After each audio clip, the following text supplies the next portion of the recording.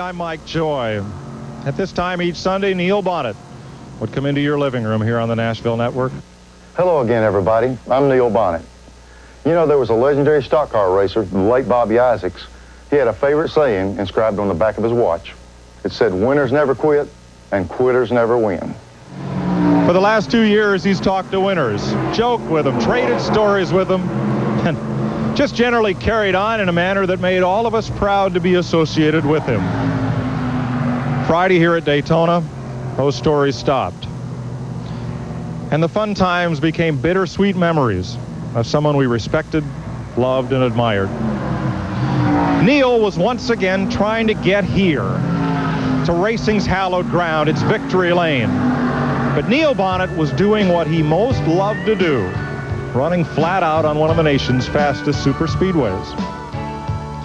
And if Neil were here, he'd say, listen, tell him about the good times, and the great rides, and all the fun we had. So today, we'll do just that for this most magnificent winter.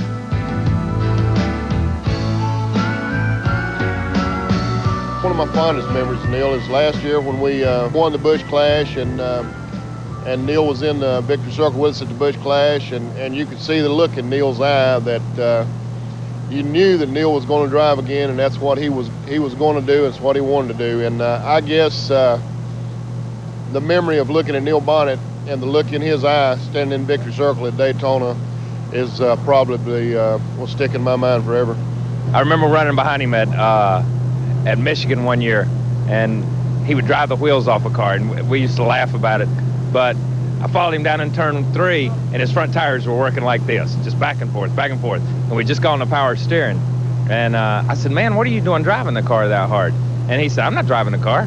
He said, I don't turn the wheels at all. And I said, man, they're going back and forth like this. And he went out the next practice, and he come in, and he said, you know, I think you're right. He said, I think the front wheels are going back and forth. So he had him slow the steering box down. The next thing he did, he went out and run all the way in the corner and run up next to the wall and slap side his car. And he come over to me, and he said, I like it better when the wheels go back and forth. Well, Neil was always a special guy. I think everybody in this garage area was a friend of his, and he took a lot of time with different people, and my dad was one of them. And I remember in Charlotte, Neil had a little 32 Ford, and I had a 31 Chevrolet, and we were talking about the cars at the Speedway, and my dad said, you know, I like the older cars that are stock. And Neil said, well, I've got a 38 Chevrolet. And my dad said, well, you know, I've always kind of wanted one of those cars. And the next day, the car was delivered to Charlotte, and Neil gave it to my dad, and it was a nice automobile. And, you know, people don't do things like that unless they have a big heart, and he just cared for so many, and so many cared for him. Well, I just remember that white and black car used to run down at Birmingham, and the duels that he and Red Farmer and Bobby and those guys used to put on. There's one thing about it, nobody can say that Neil wasn't a hard charger. I mean, he got every bit he could out of a race car. He won a race at Richmond, and in the old days, you could write and get back home in time to see what the 11 o'clock news had to say. Well, on this particular Sunday night at 11 o'clock, the news announcer was very, very raw, very green, made a lot of mistakes. And he got to the Richmond race, and this is what he said. He said, today in Richmond, the race was won by the famous French race driver Neil Bonnet. I hit the floor when I heard that. I couldn't wait to get to Neil. So I told a couple of buddies of mine, we went in the garage area the next race and started yelling, Neil Bonnet, Neil Bonnet. And he looked at us like we were crazy. He said, what are you boys talking about? I said, we told him the Richmond story. Your name is now Neil Bonnet. It got to be crazy. Bobby Allison was calling him Neil Bonnet. We had guys paging him from up there, the PA system. Neil Bonnet, please report to the NASCAR trailer. It was hilarious. So he decided that for a while there, he'd call himself Neil Bonnet. When anybody called him Neil, he wouldn't answer.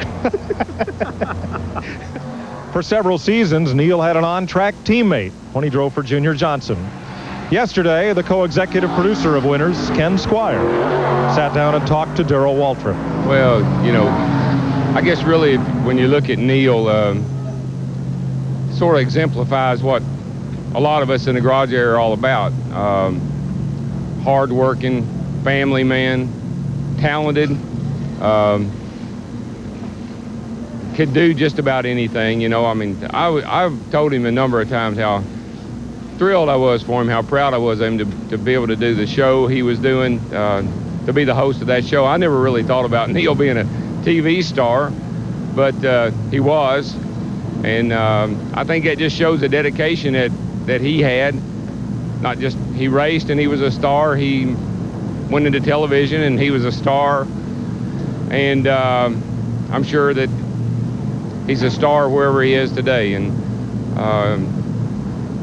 I was kidding him Thursday in the hospital.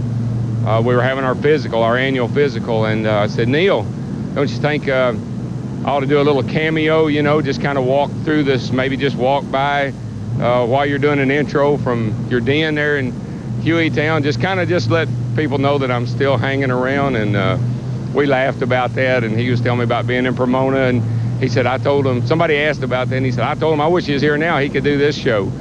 And we just had a lot of fun. The show we did, kidding, and it was purely and simply kidding each other about, you know, taking the show. Nobody could do the show like Neil did, and it's his show, and we were just playing with him, and we had a lot of fun with that. And just so many things come to mind, and just gonna miss him a lot. I mean, you know, you turn on the TV and you're gonna see him for a while. He's gonna be there doing his show, and to know that he's not really there is pretty sad. Memories of racing with Neil. I mean, he could get the needle out. Didn't matter when it was, didn't matter where it was. He could always get you one more time. We were racing Richmond, Virginia. I don't know, it was back the late 70s, early 80s. I don't remember exactly. And he was leading the race late. And caution came out, and he stayed out, and I came out driving Junior's car. I think I came in, I got 4 tires, so my car was fast.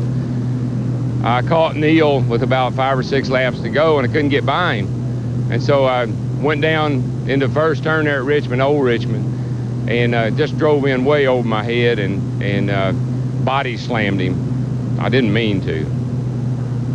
And got Neil sideways, and he run up and brushed the wall, and I got by and I won the race. And Neil run, I don't know, second or third.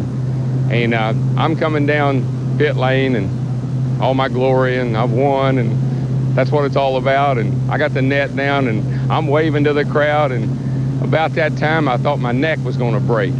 And I looked in the mirror, and Neil kind of reminded me on pit lane that he didn't really like the way I got by him there at the end of the race. And we had a lot of races like that. We had several like that. And then we were teammates at juniors, you know, and Neil was a great teammate because he never complained.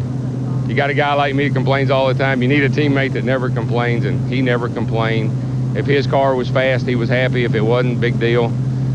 That's just the kind of guy he was. I mean, real non-assuming and easy going.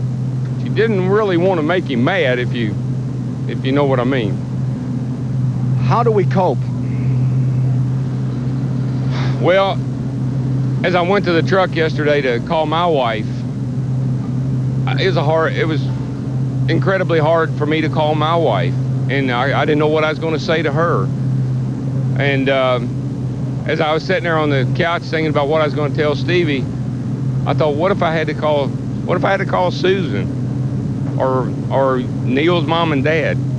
I don't know. These people they're not just people. They're not just acquaintances. They're not somebody that you've seen a time or two. They're people that you love. They're people that you truly, when you see them, you hug them. When you see them, you kiss them. They're truly members of a family. I've known Neil for 25 years. I've known Susan, the kids, Neil's mom and dad. I don't know how all you can do is that very thing, is a hug, and you don't understand. I don't like to ever go up to someone and say, I know how you feel. I don't know how they feel. I know how I feel, and I'm sorry, and I'm hurt. But I can't imagine what they're going through, and I never have been able to with Davey or with all the guys that we've known and loved so much. I can only know how I feel, and I hurt, and I can't imagine how they feel. All I know is I'm sorry, and I wish there's something I could do to make it all go away and be better. But just pray and have faith, and know that Neil's death, the Lord has a plan, and maybe someone else will be saved, or maybe millions will be saved because of what happened to Neil. That's the only hope you have.